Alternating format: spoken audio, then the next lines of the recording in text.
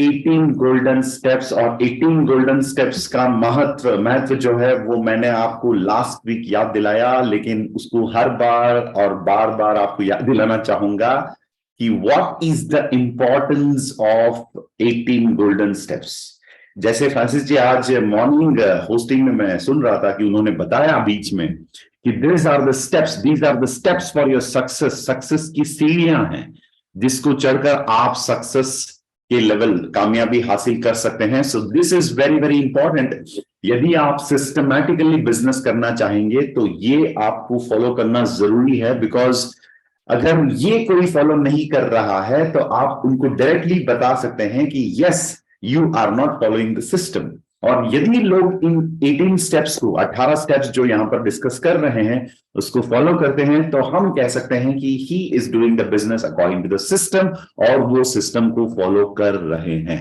अब एक simple reminder कि हमें क्यों सिस्टमैटिकली काम करना है और सिस्टम को फॉलो करते हुए काम करना चाहिए। देखिए, आपको मैं हमेशा दो एग्जाम्पल देता हूं।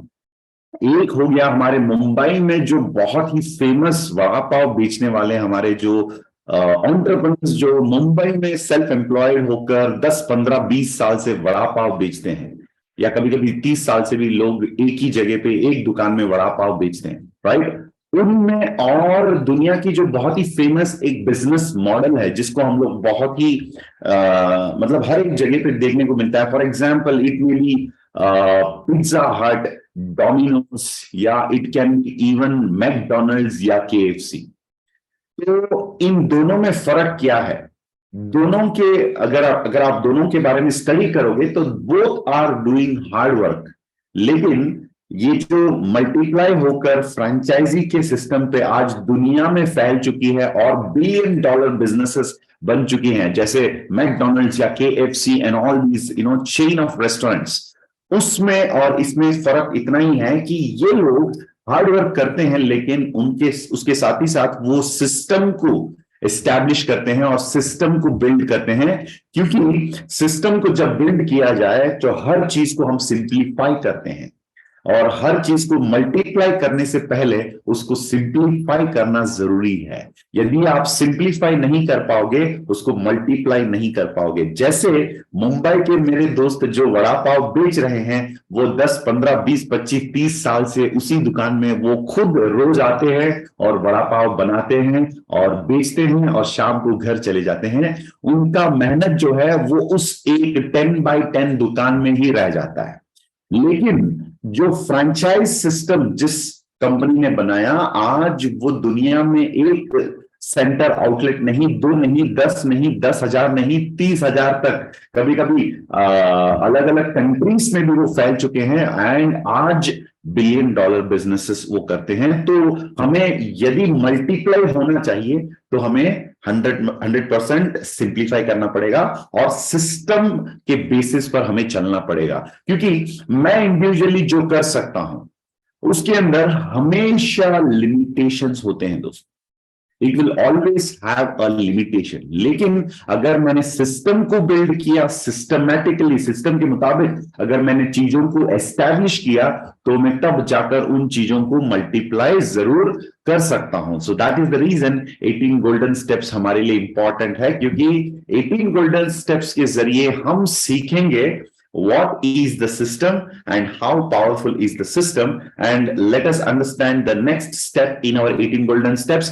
Webathon season 9 के अंदर 18 golden step का first week we spoke about be a regular user of the products, right? उसके बाद second week, third week, fourth week, and today we are in the 5th week। और जिन्होंने इसको इससे पहले अटेंड किया उन लोगों को याद दिलाने के लिए, और जो लोग इसको अटेंड करके मतलब अटेंड नहीं कर पाए उन लोगों को एक बार बताएंगे, और जो लोग अटेंड करके भूल चुके हैं उन लोगों को फिर से याद दिलाने के लिए मैं फिर से ये स्टेप 1 से आगे आपको लेकर जाना चाहूंगा, ताकि वो कनेक्शन जो है वो बने रहे, right. So let's see what's the step number 1। जैसे आप लोगों को याद होगा, स्टेप नंबर 1 है be a regular user of the products. इसके बारे में काफी चर्चा किया हम लोगों ने, लेकिन पॉइंट यही है दोस्तों, are you just attending this webathon? क्या आप सिर्फ इस वेबाथन को अटेंड कर रहे हैं या इन चीजों को अपना रहे हैं? यदि आप अटेंड करने वालों में से हैं तो मैं आपको रिक्वेस्ट करूंगा कि इसी वक्त इस मीटिंग से एग्जिट हो जाइए और आप ESPN पर या MTV पे कोई गाना देखिए या कोई फुटबॉल मैच का हाईलाइट देखिए, क्योंकि वो इससे बेहतर है। कम से कम मनोरंजन, एंटरटेनमेंट तो आपका हो जाएगा, वरना इधर आपको फालतू में टाइम वेस्ट करने की जरूरत नहीं है। क्योंकि दोस्तों, if you're not applying it, you're not actually using your time. So learning is important, लेकिन उस लर्निंग का संपूर्णता यानी फुलफिलमेंट, कंप्लीशन तब होता है जब आप उसको अप्लाई करोगे। सो यदि आप लोग अप्लाई करने के लिए रेडी हैं तो एक बार आप लोगों को मैं अनम्यूट करूंगा, 3, 2, 1 आपको कहना होगा यस। ओके, सो उस यस के साथ ही मैं आगे बढ़ूंगा आज के सेशन में, वरना इन चीजों को बताकर कोई फायदा नहीं है। सो 3, 2, 1 अगर आप रेडी हैं तो यस बोलिए। Yes. Yes, sir. Yes, sir. Yes, sir.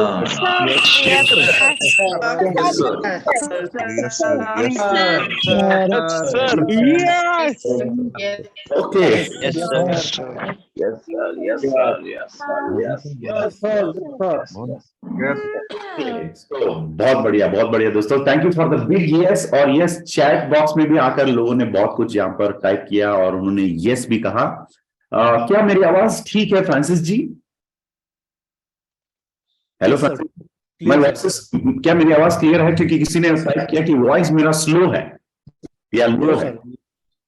No sir, पूरा फाइन है दोस्तों, सिर्फ कंफर्मेशन के लिए, यदि मेरा जो वॉइस है वो क्लियरली आ रहा है तो आप उसमें टाइप में, चैट बॉक्स में आकर टाइप करिए और मुझे बताइए कि yes voice is clear. Yes, अच्छा, voice is clear, it's good voice, thank you. मेरी आवाज ही मेरी पहचान है, राइट? अच्छा, राइट, चलिए, दैट वाज स्टेप नंबर 1। और जो तो मैं यही बता रहा था आप लोगों को, आप उस कैटेगरी में मत रहिए जो लोग सिर्फ सीखते हैं और सीखते सीखते रहते हैं, लेकिन आप उस कैटेगरी में चले जाइए जो सीखते हैं और उसको अपनाते भी हैं, right? Okay, so that was the step number 1 and golden step number 2 के अंदर जाएंगे हम लोग। Create your own testimony bank, right? Create your own testimony, and इसके बारे में भी I think we discussed in very depth and we had a very good response from everybody. तो अब सवाल फिर से यही है, are you practicing it? Are you practicing it? क्योंकि भीड़ से अगर अलग होना है, वो करना चाहिए जो भीड़ नहीं करता है। भीड़ में लोग क्या करते हैं? सिर्फ हाँ हाँ कहते हैं, यस यस कहते हैं, राइट? या बोलते हैं ओके ओके, ठीक है, राइट? लेकिन हमें उस कैटेगरी में रहना नहीं चाहिए, हमें करने वालों की कैटेगरी में जाने से ही फर्क पड़ेगा दोस्तों। Yes, okay, that is step number 2 and step number 3, organise testing party. Yes, testing party is a very important part of building your business. यदि आपकी टीम में 4 लोग भी हैं, अगर 4 लोगों से अभी आप इन चीजों को अप्लाई करना शुरू करेंगे, जब वो 40 में फैलेगा तो ऑटोमेटिकली आप उसका एक बार कैलकुलेट करके देख लीजिए, 40 लोगों में इन चीजों को आप अगर यदि इंस्टॉल करेंगे तो कितना पावरफुल सिस्टम आप अपना सकते हैं और बिल्ड करेंगे, राइट? तो थर्ड स्टेप भी हो गया, organising testing party. And last week we had discussed about the step number 4, yes, और काफी चर्चा की हमने इसके बारे में। Be a tech savvy. Tech savvy यानी टेक्नोलॉजी का इस्तेमाल हमें करना आना चाहिए और हमें अपने आप को अपग्रेड करना चाहिए। आज काफी लोग लैपटॉप में अटेंड कर रहे हैं, मुबारक हो सभी लोगों को, बधाइयां देना चाहूंगा, कंग्रेचुलेशंस, और बहुत तारीफ करना चाहूंगा, खूब तारीफ करना चाहूंगा उन तमाम लोगों के जो लोग इस वीक में लैपटॉप से अटेंड कर रहे हैं और वाईफाई कनेक्शन के साथ। यस, आज वाईफाई कनेक्शन एंड लैपटॉप यानी broadband connection, not wifi, broadband connection के साथ जो अटेंड कर रहे हैं उन लोगों को मैं तारीफ करना चाहूंगा जिन्होंने अपग्रेड कर डाला इस वीक में। और बाकी लोग जो है जिनकी संघर्ष हो रहा है, जो मोबाइल से अभी भी अटेंड कर रहे हैं, और मैंने आपको बताया था कि better you upgrade yourself to a laptop. तो जो लोग मोबाइल से अटेंड कर रहे हैं इस वीक में, आपका टारगेट यही होना चाहिए कि समहाउ अरेंज अ लैपटॉप। आपके यूज्ड लैपटॉप फैमिली में किसी ने यूज किया हुआ है, किसी का घर पे पड़ा है, आपके फ्रेंड से आपने बोरो कर लिया, जो भी है, कुछ भी करके आप एक लैपटॉप रेडी कर लीजिए। देखिए दोस्तों, किसी ने पूछा था कि जिम में जाके वर्कआउट करना मुश्किल है, उसका मतलब बॉडी बॉडी को एकदम फिट रखने के लिए या बॉडी बिल्ड करने के लिए, अपने आप को एकदम हेल्दी रखने के लिए हमें जिम जाना पड़ता है, राइट। तो किसी ने बताया कि जिम जाना इतना मुश्किल नहीं है, जो बिस्तर से मतलब जिम जाकर वर्कआउट करना इतना मुश्किल नहीं है, लेकिन जिम बिस्तर से उठकर जिम तक पहुंचना उससे ज्यादा मुश्किल है। The challenge is not about going to the gym, क्योंकि एक बार आप जिम में चले गए तो वहां पर उस एटमॉस्फेयर में, उस माहौल में ऑटोमेटिकली आप वर्कआउट करना शुरू कर लेंगे, कार्डियो करेंगे, वेट्स करेंगे, जो भी एक्सरसाइज फॉर्मेट एक्सरसाइज आप फॉलो करते हैं, योगा हो सकता है, स्विमिंग हो सकता है, कुछ भी हो सकता है। वहां पर पहुंचने के बाद ऑटोमेटिकली आप सारी चीजें करने लगेंगे, लेकिन वहां पर वर्कआउट करने से ज्यादा मुश्किल है घर से अपने आप को खींचकर उस माहौल में रखना, right. So same way digitally upgrade होने के लिए, जैसे मैंने आप लोगों को लैपटॉप में अपग्रेड होने के लिए कहा था, लेकिन दोस्तों देखिए, वीवा में जब आप सफल बनना चाहते हैं, कहते हैं कि मैं एक डायमंड बनना चाहता हूं। आप जब भी किसी से मिलेंगे, टॉप लीडर्स जो स्टार 250 500 लेवल पर पहुंच गए हैं और 1000 लेवल पर हैं, उनके अंदर वो जोश और जुनून दिखता है। जैसे आज फ्रांसिस जी की बातों में आपने देखा कि there is a lot of energy, right.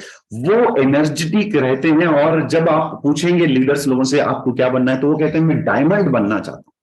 और डायमंड बनने के लिए क्या क्या करना है, वीवा में वॉल्यूम कितना प्रोड्यूस करना है, वो सब आप लोग जानते हैं। लेकिन कभी कभी कोई इंसान बहुत ही टैलेंटेड होता है, लेकिन छोटी छोटी चीजों में वो असफल हो जाता है, या उसमें वो सक्सेसफुल नहीं हो पाता है। जैसे फॉर एग्जाम्पल, अगर आप मुझे पूछेंगे, यस, सक्सेसफुल होने के लिए हमें लोगों को कन्विंस करना चाहिए, लोगों को जाकर प्रोडक्ट्स के बारे में बताना पड़ेगा, बिजनेस के बारे में बताना पड़ेगा, सिस्टम के बारे में समझाना पड़ेगा, समझना पड़ेगा, ये सब कुछ तो है। लेकिन एक एंटरप्रेन्योर यदि अपने परिवार के लोगों को कन्विंस नहीं कर पाता है वीवा बिजनेस करने के लिए, यदि वो डायमंड का कैपेसिटी भी रखता है, काबिलियत भी है अंदर, तो भी इस चीज में वो फेलियर हो जाता है, और घर के प्रेशर के वजह से उसके अंदर का जो डायमंड है वो कभी इस दुनिया को देखने को मिलता नहीं है दोस्तों, क्योंकि वो उस काम में फेल हो गया। ये एग्जांपल मैंने आपको इसीलिए दिया क्योंकि एक लैपटॉप अरेंज करने का भी अगर कैपेसिटी की अगर हम बात करें, वो भी एक चैलेंज है आपके सामने, वो भी एक सवाल है आपके सामने। Can you upgrade to a laptop? यदि आप बहुत ही दुखित होकर कहते हैं कि सर मैं बहुत ही डिफिकल्ट सिचुएशन से गुजर रहा हूं, मैं लैपटॉप में अपग्रेड नहीं कर पाता हूं, राइट। सो दोस्तों, आप अगर नहीं कर पाते हैं तो आगे आपके सामने बहुत सारे चैलेंजेस आएंगे जिसको आपको फेस करना पड़ेगा। तो हर एक चैलेंज के टाइम पर जरूर याद रखिएगा, हर बार अपना डिसीजन सफलता के लिए, सक्सेस के लिए आपने जो डिसीजन, जो निर्णय ले रखा है, उस डिसीजन को हर बार बार फिर से साबित करना पड़ेगा, प्रूव करना पड़ेगा, तब जाकर आप एक एक कदम आगे जाएंगे और सक्सेसफुल बनेंगे। चलिए आज हम फिर से let's getting to the next step. तो याद रखिए, बी अ टेक सेवी के अंदर जो हम लोगों ने डिस्कस किया वो हमें इमीडिएटली करना पड़ेगा, राइट। सो अब चलेंगे स्टेप नंबर 5, जो इस वीक का एक स्टेप है। इस स्टेप के बारे में बताने से पहले मैं बहुत डेप्थ में वो प्रिपरेशन आपके साथ में करना चाहूंगा, शेयर करना चाहूंगा चीजें, क्योंकि ये पॉइंट जो है बहुत सिंपल सा पॉइंट है, लेकिन इसके पीछे का जो माइंडसेट या थॉट प्रोसेस जो है वो जानना जरूरी है। डायरेक्ट सेलिंग के अंदर हम देखते हैं 2 कैटेगरी के लोग, इसको याद रखिए। और खास करके वीवा में भी हमें कभी कभी ऐसे लोग देखने को मिलते हैं, क्योंकि शायद इससे पहले जिस सिस्टम को हमने अपनाया उस सिस्टम के अंदर कमी थी, या एक सुझाव या डेवलपमेंट जो है वो नहीं हुआ था उस टाइम पर।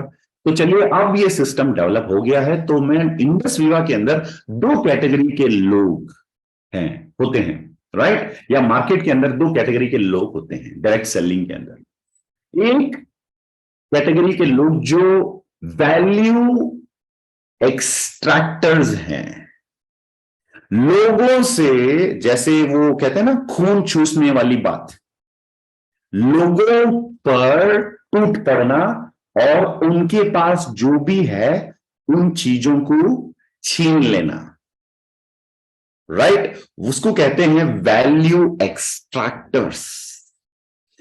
हमने देखा कि डायरेक्ट सेलिंग में मेरा जो एक्सपीरियंस है, 10 साल से ऊपर एक्सपीरियंस है मेरा, और मैंने देखा डायरेक्ट सेलिंग में ज्यादातर लोग सक्सेसफुल जो लोग हो चुके हैं, सक्सेसफुल हो चुके हैं, जब उन लोगों की स्टडी करता हूं, उनके वर्किंग कल्चर, उनकी उनकी वर्किंग स्टाइल और उनके ऑर्गेनाइजेशन के अंदर जो कल्चर पड़ा होता है, और जो फेल्यूर होते हैं, लगातार एफर्ट्स डालकर भी फेल हो जाते हैं, उनके अंदर भी मैंने स्टडी किया what is the work culture, what is the team culture, what is the style of work.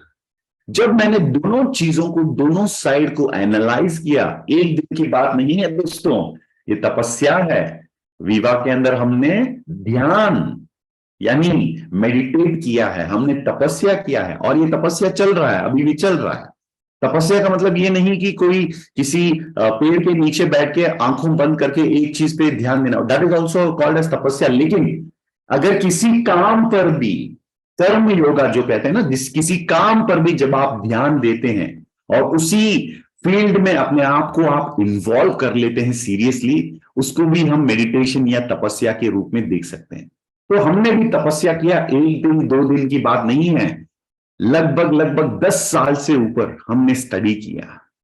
सो 10 साल अगर किसी व्यक्ति ने कोई चीज पे ध्यान दिया, तो डेफिनेटली उसने उस एरिया के बारे में, उस क्षेत्र के बारे में काफी गहराइयों में, काफी डेप्थ में उसने समझा होगा। तो इसीलिए ये बात आपके सामने रखना चाहूंगा।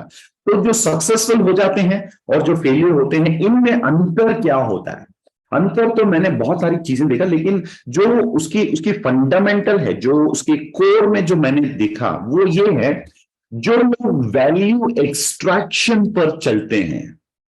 जैसे वैल्यू एक्सट्रैक्शन का मैंने बता दिया कि किसी के साथ जाकर मिलना, किसी को बिजनेस में लाना, फिर उनके पास जो भी है पैसा उनसे ले लो, लोग उनसे ले लो, कॉन्टैक्ट्स वहां से चूस लो, छीन लो। इस एटीट्यूड में जो लोग जाते हैं, जल्द ही वो खत्म हो जाते हैं, क्योंकि इन लोगों को मैं देखता हूं कीड़े की तरह। ये कीड़ा है, और कीड़ा को पेस्टिसाइड से मरना ही है एक ना एक दिन, राइट? तो इस प्रकार के कीड़ा एटीट्यूड कुछ लोगों के अंदर है, जो फील्ड में जाते हैं, लोगों से वैल्यू एक्सट्रैक्शन के नजरिया रखते हैं, और उस एटीट्यूड से जब काम करने लगते हैं, तो 10 लोगों से मिलते हैं, 10 लोगों से बेनिफिट लेते हैं, उन 10 लोगों को छोड़ देते हैं, फिर 11वां 12 इस प्रकार वो आगे जाते हैं। तो ये लोग जहां पर भी जाते हैं, इनकी ना इज्जत रहता है, ना इनकी वैल्यू, ना इनकी रिस्पेक्ट आप देख पाते हैं लोगों के बीच में। वो कहते हैं अच्छा वो आए थे, उन्होंने कुछ बताया और हमसे पैसा लिया, हमसे लोग लिया, हमसे कॉन्टैक्ट्स लिया और गायब हो गया। दोस्तों, इस प्रकार के लोगों को हर बार वो कहते हैं ना, मुसाफिर बनना पड़ता है। और गाना भी शायद यही लगाएंगे, मुसाफिर हूं यार, न घर है न ठिकाना, मुझे चलते जाना है। राइट? क्यों? क्योंकि इनका ना कोई घर है ना ठिकाना है, एक जगह पे ये टिक नहीं सकते, एक गांव में ये रुक नहीं सकते, क्योंकि इनका आदत, इनका काम करने का जो कल्चर या स्टाइल है, ये खून चूसने की तरह लोगों से चीजों को छीनना, पाना मतलब हमेशा लोगों से कुछ ना कुछ पाते रहना। इनकी एटीट्यूड में ये सुधार जब तक नहीं लेकर आएंगे, ये घूमते रहेंगे, मुसाफिर बनते रहे। हाँ, मुसाफिर वैसे वो गाना जो है काफी बहुत अच्छा गाना है, लेकिन वो एग्जाम्पल के तौर पर मैंने वो गाना गाया यहाँ पर, लेकिन उस गाने से मेरा कोई शिकायत नहीं है। बस उन लोगों की साथ मेरी शिकायत है, या मैं कह सकता हूं कि उन पर मैं इस बात पर अफसोस होती है कि जब लोग वैल्यू एक्सट्रैक्शन के तौर पर काम करते हैं।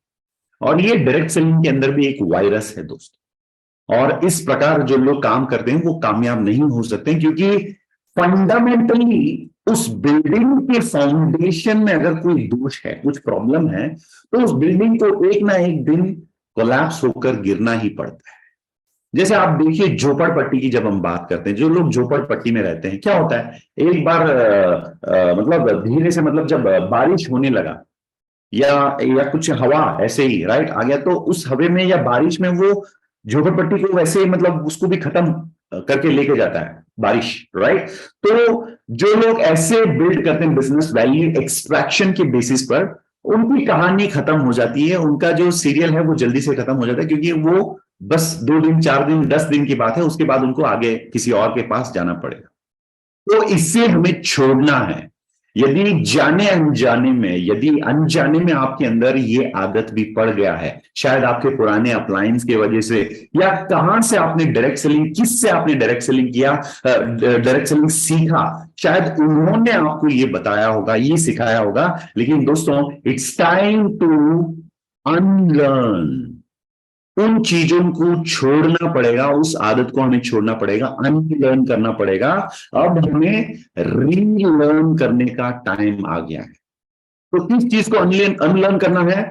एक्सट्रैक्शन वाला एटीट्यूड या मेंटालिटी, ग्रैबिंग एटीट्यूड जो है उसे छोड़ना पड़ेगा। वैल्यू एक्सट्रैक्टर मत बनिए, बल्कि आपको बनना पड़ेगा वैल्यू क्रिएटर। इस बात को मैंने काफी बार हर प्रोग्राम में मैंने कहा है, लोगों के साथ मैंने शेयर भी किया, लेकिन देखिए बस ये सिर्फ आपके कानों में नहीं, लेकिन आपके दिल तक ये बात पहुंचनी चाहिए और आपके दिमाग में भी पहुंचनी चाहिए, आपके अंदर गहराइयों में ये बात उतरना चाहिए। आज वैल्यू एक्सट्रैक्टर नहीं बनना है, वैल्यू क्रिएटर बनना है। वैल्यू क्रिएटर का मतलब क्या होता है?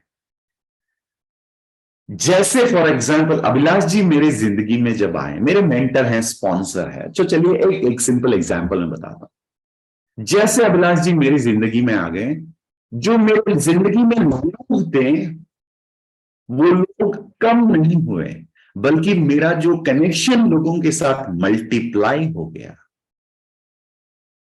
कुछ एक कोने में एक सिंपल सा एक साधारण जिंदगी मेरी थी दोस्तों, लेकिन आज मेरा जिंदगी जो है वो बहुत बड़ा बन गया, एकदम फूल गया है, वो एकदम फैल गया, लोगों के बीच में मेरी परिचय हो गया है, लोग मुझे जानते हैं। तो मैं एक अनजान व्यक्ति था और दुनिया को मैं नहीं जानता था और दुनिया मुझे नहीं जानती थी, लेकिन आज मैं दुनिया को जानता हूं, काफी लोगों को जानता हूं और लोग मुझे पहचानते हैं। तो मेरी जिंदगी में अभिलाष जी आ गए, तो मेरी जिंदगी में लोग मल्टीप्लाई हो गए, कम नहीं हुए। हाँ, मेरा लिस्ट खत्म हो गया। अरे वो घटिया लिस्ट जिसमें ना, मतलब वो लिस्ट तो अपने पहचान लोगों की लिस्ट है, वो लिस्ट खत्म होने से आदमी खत्म नहीं होता है। मेरी भी लिस्ट 8-10 साल पहले ही मेरा भी लिस्ट खत्म हो गया, लेकिन लिस्ट खत्म होना इसका मतलब लोग खत्म हो गए, ये गलत है। हमारा बिजनेस जो है वो शुरू करने के लिए हमें लिस्ट की जरूरत होती है, लोगों का कनेक्शंस की जरूरत होता है, उसके बाद हम आगे निकल जाते हैं। जैसे अगर मैं दिल्ली से चांदनी चौक से निकलता हूं चंडीगढ़ की तरफ, और वहां पर चांदनी चौक पे लिखा होता है, ग्रीन कलर बोर्ड होता है हाईवे पे, आपने देखा होगा, वहां पर लिखा होता है कि सीधा जाने से चंडीगढ़, राइट जाने से रोहतक हरियाणा, और मुझे जाना है चंडीगढ़। और वो बोर्ड देखता हूं और बोर्ड से डिसीजन लेता हूं कि मुझे सीधा जाना है क्योंकि मुझे चंडीगढ़ पहुंचना है, तो मैं आगे निकल जाता हूं। तो दोस्तों लिस्ट जो मेरे पास है, आपके पास आज जो लिस्ट पड़ा है 100 लोगों का, 150 लोगों का, वो लिस्ट इस बोर्ड के बराबर है। ये जो ग्रीन बोर्ड होता है ना हाईवे पे, इस बोर्ड के बराबर है, क्योंकि वो आपको सही रास्ता दिखाता है और उसके थ्रू हमें जाना पड़ता है। मैं उस बोर्ड के पास जाकर पूजा थोड़ी करूंगा, अच्छा चंडीगढ़ पहुंचना, नहीं, मुझे चंडीगढ़ जाना है तो उस बोर्ड को देखता हूं, वहां से मैं आगे निकल जाता हूं। बस वैसे ही जब मेरा लिस्ट खत्म हुआ, इसका मतलब है तो वहां से मैं आगे निकल गया, और मेरा जो लिस्ट वो खत्म हो गया, लेकिन मेरे लाइफ में लोग फैल गए, मेरे लाइफ में लोग ज्यादा हो गए। तो लोग ज्यादा आ गए मेरी लाइफ में, रेस्पेक्ट ज्यादा हो गया, और उस लोगों का प्यार और मेरी पहचान और दुनिया के बारे में जानकारी, ये सब कुछ मेरे अंदर बढ़ गया, ज्ञान बढ़ गया। अरे यार, सबसे ज्यादा धन, दौलत, इज्जत, शौहरत, बरकत, ये सब कुछ तो मेरी जिंदगी में आ गई जब अभिलाष सर मेरे लाइफ में आ गए, राइट। तो मैंने वो गाना सुना, राइट, वो आया बारिश लाया, राइट, ऐसे कुछ गाना सुन रहा था, अभी याद नहीं आ रहा, ठीक है, चलिए। तो पॉइंट यही है कि जब ऐसे लोग मेरी लाइफ में आते हैं, जैसे अभिलाष सर मेरी जिंदगी में आए तो मैं करोड़पति बन गया, पैसों से भी मैं अमीर बन गया, इज्जत से भी अमीर बन गया, प्यार से भी अमीर बन गया। इसको कहते हैं दोस्तों वैल्यू क्रिएशन। Value creation. आप किस प्रकार के डायरेक्ट सेलर हैं? Are you a value creator या वैल्यू एक्सट्रैक्टर? तो हम लोगों की जिंदगी में जाने से लोगों के घरों में खुशियां बढ़ना चाहिए, प्यार बढ़ना चाहिए, लोग बढ़ना चाहिए, आशीर्वाद लोगों की दुआ बढ़ना चाहिए, पैसा बढ़ना चाहिए।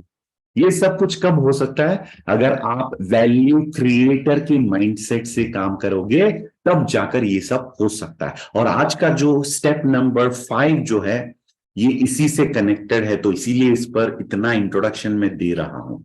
राइट, चलिए आज का स्टेप जो है वो है be a digi rock star. आज का स्टेप नंबर 5 जो है, it is be a digi rock star. अब ये डिजी रॉक स्टार और वैल्यू क्रिएशन का कनेक्शन आपको मैं बताना चाहूंगा। देखिए, डिजी रॉक स्टार की क्लैरिफिकेशन आपको पता ही है, लेकिन वो मैं बताना नहीं चाहूंगा, लेकिन इसके पीछे जो थॉट प्रोसेस है वो जरूर मैं शेयर करना चाहूंगा। Value creation and value extraction का अंतर क्या है?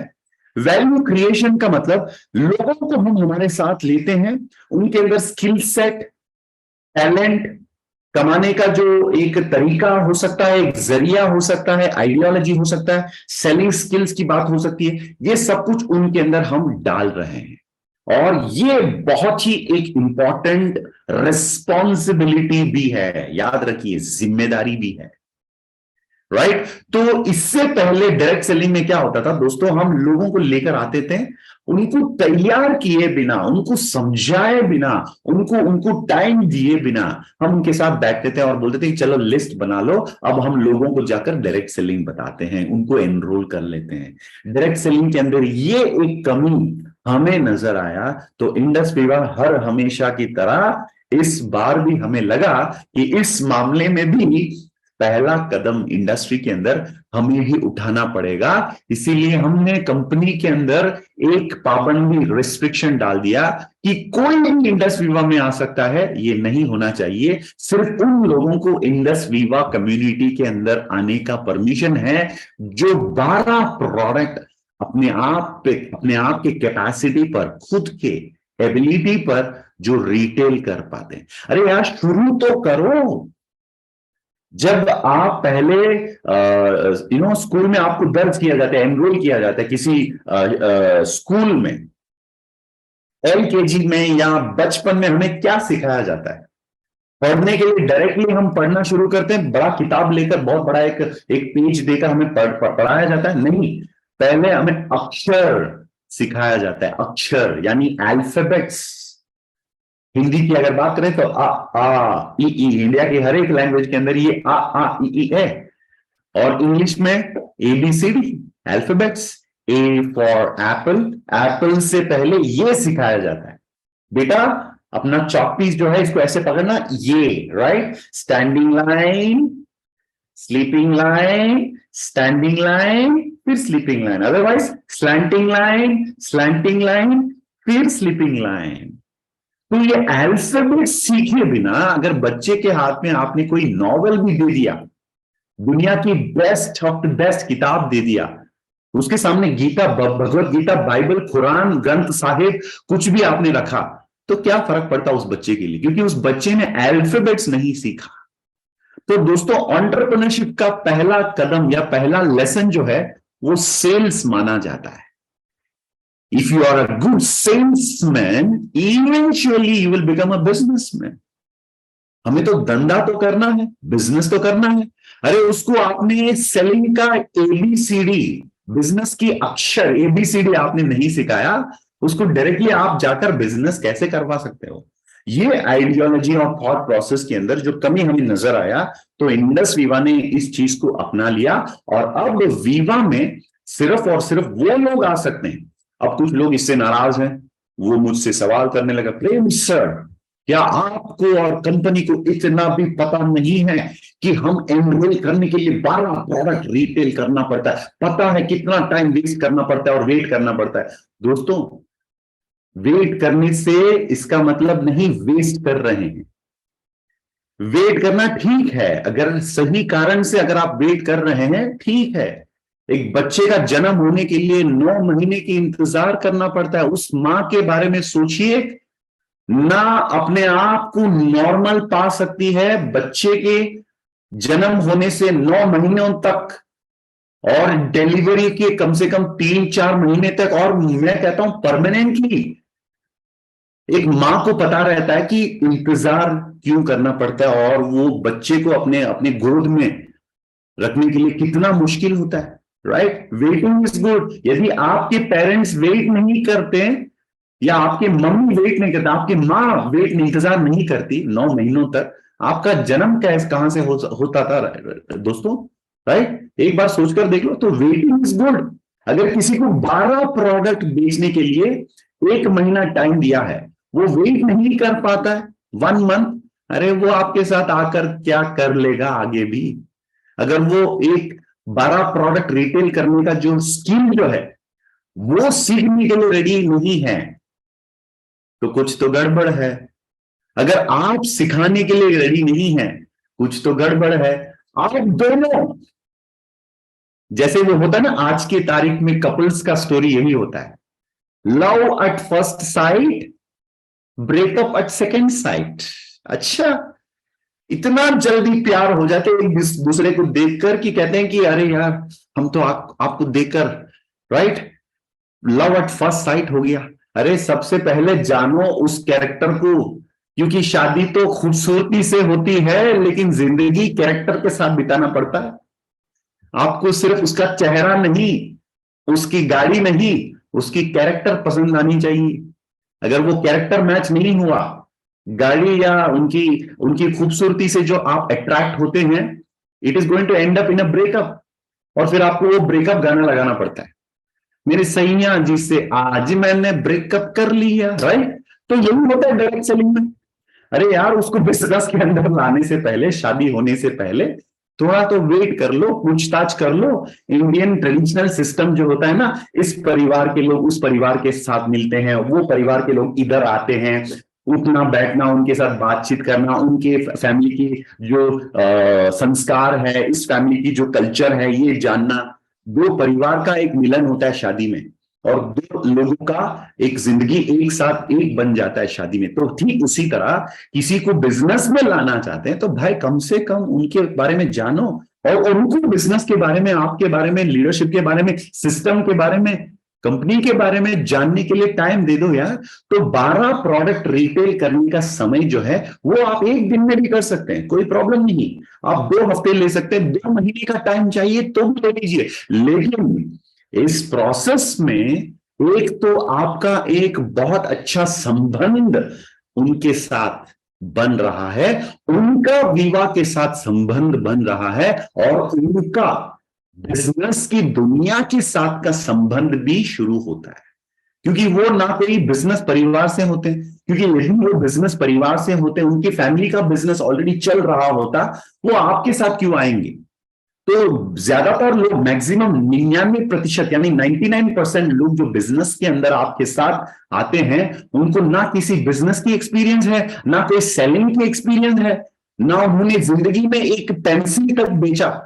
और उनको काबिल बनाना प्रोडक्ट बेचने के लिए, प्रोडक्ट बेचना फाउंडेशन होता है, अक्षर, जैसे मैंने कहा अल्फाबेट्स होता है, वहां से शुरू करके धीरे धीरे धीरे उनको वीबीओ बनाना पड़ता है, वीवा रिटेलर से वीबीओ बनाना पड़ता है। और इस प्रोसेस में आप उनको बिजनेस के लेसन्स, क्वाड्रेंट, ये सारी चीजें आप समझाएंगे दोस्तों। और उसके लिए ये डिजी रॉकस्टार आपको खुद बनना है। इसीलिए आज का पॉइंट इंक्यूबेशन के बारे में नहीं, वो नेक्स्ट पॉइंट है, वो आगे का पॉइंट है, ये इंक्यूबेशन के पॉइंट नहीं है, ये डिजी रॉकस्टार की बात हो रही है यहां पर। यानी आप यदि वीवा को अच्छे तरीके से जानते हैं और इन प्रोडक्ट्स को दिल से स्वीकार करते हैं, सिर्फ दिल में नहीं, क्योंकि आईपल्स सीधा दिल पे पहुंचता है, राइट, आपके नस नस में, आपके खून के हर एक बूंद में आईपल्स पहुंचता है। तो iPulse यदि आप उसको मानते हैं, उसको जानते हैं,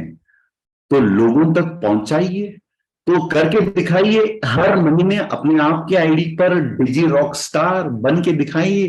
डिजी रॉक स्टार, बड़ा प्रोडक्ट रिटेलिंग करने की प्रयास करिए। क्यों? अरे भाई, जब आप खुद रिटेल करोगे, खुद आपको सेलिंग का स्किल जो है, इसका एहसास होता है, सेलिंग क्या होती है ये आप जानेंगे। क्योंकि दोस्तों, किसी चीज को करके उसके बारे में बताने में बड़ा मजा आता है और बताने में बड़ा कॉन्फिडेंस भी आता है, और तब जाकर जो आप कहेंगे वो सच माना जाता है। क्योंकि people will do what you do, not what you से।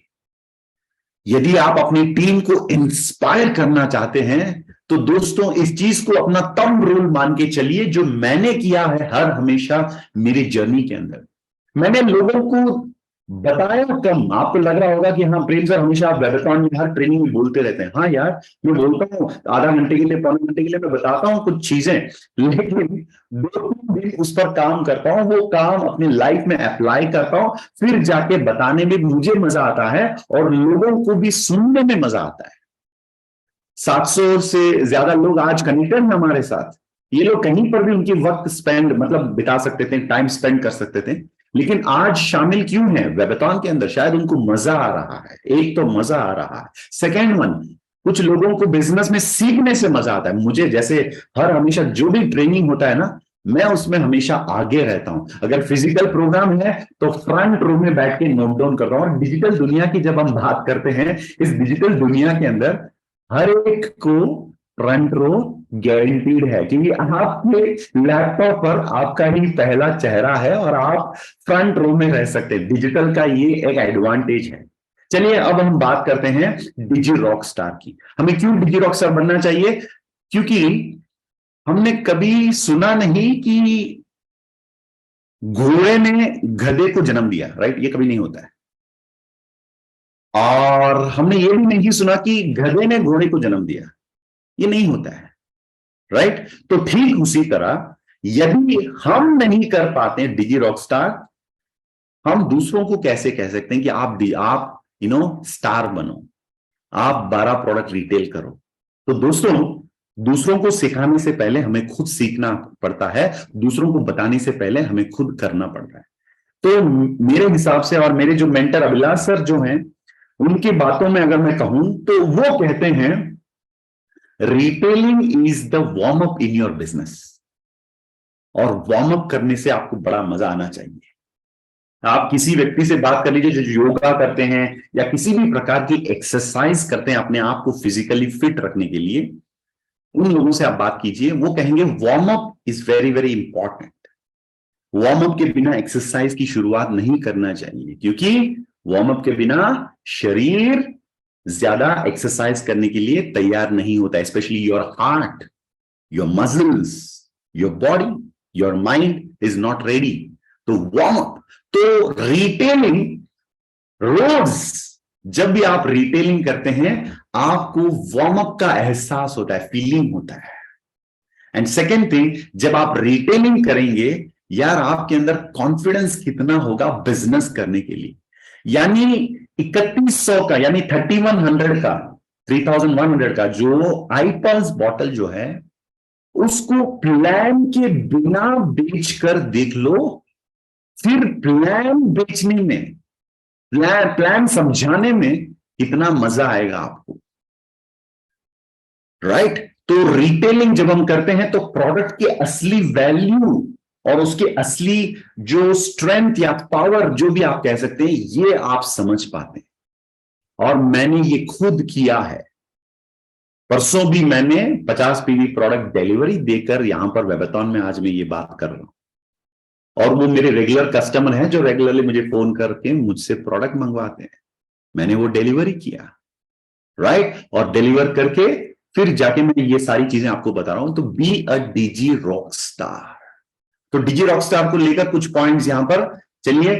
Retail 300 PV through store link. जैसे मैंने लास्ट टाइम आपको बताया था, स्टोर लिंक कंपनी का दिया हुआ बहुत ही एक पावरफुल ई कॉमर्स प्लेटफॉर्म है, प्लीज इससे आप भूलिएगा, बिकॉज ई कॉमर्स प्लेटफॉर्म आपको दिया गया है। इसका मतलब आपका एक वेबसाइट है, आपके प्रोडक्ट्स हैं, एक वेबसाइट नहीं भाई, हर एक प्रोडक्ट का अलग अलग वेबसाइट है। तो एक वेबसाइट है जिसके अंदर आप लोगों को ट्रैफिक जो है उसको आप वहां पर डाइवर्ट कर सकते हैं। डिजिटली ट्रैफिक का मतलब क्या होता है, गाड़ी नहीं होता है, लोगों का डाइवर्ट करना होता है ना, that is called as a traffic, लोगों की कनेक्शंस।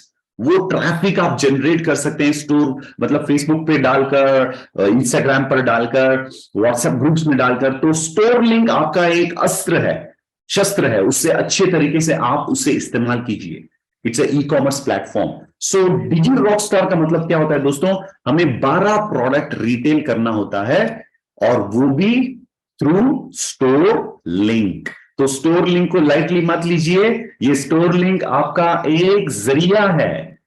हर वीक आपके अकाउंट में 2.5 लाख जो होता है ना, वो पैसा और उससे ज्यादा कमाने के लिए ये स्टोर लिंक बहुत ही काम आता है। सो उसको आप अच्छे तरीके से यूज कीजिए, उसके बारे में कभी हम बात करेंगे। Second one, get a complimentary product. मैं थोड़ा सा डिजी रॉकस्टार बनने के लिए कुछ पॉइंट्स यहां पर बताना चाहूंगा। देखिए, आप जब 12 प्रोडक्ट रिटेल करोगे, 4 हफ्तों के अंदर आपको एक प्रोडक्ट फ्री दिया जाएगा, और वो होता है digi rockstar. And last week का एक कंडीशन आप लोगों को याद होगा, कंपनी का सर्कुलर निकला कि आपको हर वीक में, every week 25 PV minimum business maintain करने का जो क्राइटेरिया जो है वो अब हटाया गया है। तो आप 300 पीवी एक ही दिन में कर लो तो एक महीने का आपका डिजी रॉकस्टार हो जाता है। तो ये एक बहुत ही अच्छी एक पॉइंट है जो कंपनी ने लोगों के इनपुट के वजह से कंपनी ने ये एक्सेप्ट किया, और ये डिजी रॉकस्टार का एक कंडीशन है जो चेंज हुआ लास्ट वीक। अब चलिए, डिजी रॉकस्टार यानी 12 प्रोडक्ट रिटेल करने से आपको एक प्रोडक्ट फ्री में मिलता है। तो चलिए, अब ये कॉम्प्लीमेंट्री प्रोडक्ट है, इसको कैसे यूटिलाइज किया जाए मैं आपको बताता हूं। आपको करना क्या होगा, एक सिंपल रिटेल करने के लिए आप स्टोर लिंक पे रिटेल कीजिए। सेल्स स्टोर लिंक पे होना चाहिए। जब आप किसी से मिलते हैं, I am talking about offline retailing model. Offline retailing के लिए एक बॉटल आई पल्स ओपन करने से आप कितने लोगों को पिला सकते हैं? According to my experience, testing के लिए हमें 40 ml, 60 ml, 80 ml, 100 ml देने की जरूरत नहीं है। टेस्टिंग, सिर्फ टेस्ट कराना है। तो मुझे लगता है 10 ml also is fine. 10 ml आप टेस्टिंग दे सकते हैं। एक बॉटल आईपल्स 1000 ml का होता है। 1000 ml, 10 ml ईच, यानी आप 100 लोगों को टेस्टिंग करा सकते हैं। आपको करना क्या है, किसी को आईपल्स के बारे में 10 मिनट, आई केयर के बारे में 10 मिनट, या आई कॉफी के बारे में जो भी प्रोडक्ट है उसके, अभी हम लोग सिर्फ आई पल्स की बात करेंगे या आई केयर की बात करेंगे, बिकॉज कॉमन है feature, it is easy to understand. तो एक आई पल्स या आई केयर बॉटल आप ओपन करोगे और 10 ml आप पिलाओगे और 10 मिनट का एक्सप्लेनेशन आप दोगे, तो 100 लोगों को आप दे सकते हैं। एक बॉटल में आप पहुंच सकते हैं 100 लोग। तो यदि आपका बहुत बुरा, बहुत ही घटिया प्रेजेंटेशन रहा आईपल्स के बारे में, वर्स्ट केस की बात कर रहा हूं। वर्स्ट केस में क्या होता है दोस्तों, जब आप 10 लोगों से मिलते हैं, लॉ ऑफ एवरेज के हिसाब से द वर्स्ट एवरेज जो मेरी तरह हो सकता है, 10 में से एक बंदा आपको हां कहेगा। तो एक बॉटल आईपल्स ओपन करने से 100 लोगों से आप मिलेंगे तो 10 बॉटल की ऑर्डर पक्का। 10 बॉटल का ऑर्डर पक्का। तो 10 पक्का हो गया तो 250 पीवी और 50 पीवी कर लो तो आपका 300 पीवी हो गया। तो ये एक सिंपल एग्जाम्पल है कि कॉम्प्लीमेंट्री प्रोडक्ट को कैसे यूज करना। हाँ, कुछ लोगों के पास घर पे प्रोडक्ट पड़ा है, आज तक एक भी रिटेलिंग नहीं हुआ। कारण क्या है? क्योंकि उन्होंने प्रोडक्ट ऑर्डर तो कर लिया लेकिन घर पे रख लिया। राइट? ये गलत है। आपको क्या करना पड़ेगा? किसानों से सीखना पड़ता है। किसानों की तरह हमें काम करना पड़ता है। तो जो उसके हाथ में जो बीज होता है, दाने, उससे पहले बोना पड़ता है, फिर उससे फसल पाता है किसान। तो आपके घर में जो पड़ा है आई पल्स, वो बीज की तरह है। उससे खोलो लोगों तक पहुंचो, लोगों से बात करो, लोगों को आईपल्स आई केयर के बारे में समझाओ, उनको टेस्ट कराओ, तब जाकर आप कुछ कामयाबी हासिल करते। घर पे बैठे बैठे हमें कुछ नहीं मिलता है दोस्तों, हमें लड़ना पड़ता है, हमें सड़कों में उतरना पड़ता है, हमें लोगों के बीच रहना पड़ता है, तब जाकर हम रिटेलिंग कर सकते हैं, राइट। तो वो हो गया 300 पीवी का retailing every month through store link, giving a complimentary product. And final point जो मैंने अभी अभी आपको बताया था कुछ समय पहले, फिर से याद दिलाना चाहूंगा, people don't do what you people don't do what you say, but people do what you do. तो अपनी टीम को इंस्पायर करना चाहते हैं तो कहना कम, आज से कहना कम, करना ज्यादा, कर्म योगी बनो, कर्म योगी बनो। जो भी आप टीम को सिखाना चाहते हैं, यदि आप टीम को सिखाना चाहते हैं पंक्चुअल रहना, इसका 2 घंटों की भाषण देने की जरूरत नहीं है, हर प्रोग्राम में 10 मिनट पहले पहुंच जाओ और व्हाट्सएप ग्रुप में एक फोटो लेकर डाल देना, रीच्ड फॉर द प्रोग्राम, तो टीम सीख जाता है ऑटोमेटिकली, हाँ पंक्चुअल रहना है, फॉर्मल ड्रेस में आना है, अच्छी तरीके से ड्रेसअप करके आना है, तो लोगों को बताने की जरूरत नहीं है। कोई जीन्स टी शर्ट में ऐसे आ गया, आप अच्छे तरीके से फॉर्मली ड्रेसअप होकर गए, तो आप बोल सकते हैं हाय गुड मॉर्निंग, अच्छा सर आप तैयार होकर आए, तो आपको कहना चाहिए हाँ यार मैं अपने बिजनेस में बहुत सीरियस हूं और इसीलिए मैं तैयार होके आता हूं हर बार, राइट। सो टीम को जो भी कहना चाहिए वो कहिए मत, लेकिन करिए और करके दिखाइए, वो सबसे बेस्ट तरीका होगा टीम को सिखाने के लिए। सो टीम के अंदर यदि वीवा रिटेलर्स बढ़ना चाहिए आपके ऑर्गेनाइजेशन के अंदर, कहिए मत, करके दिखाइए।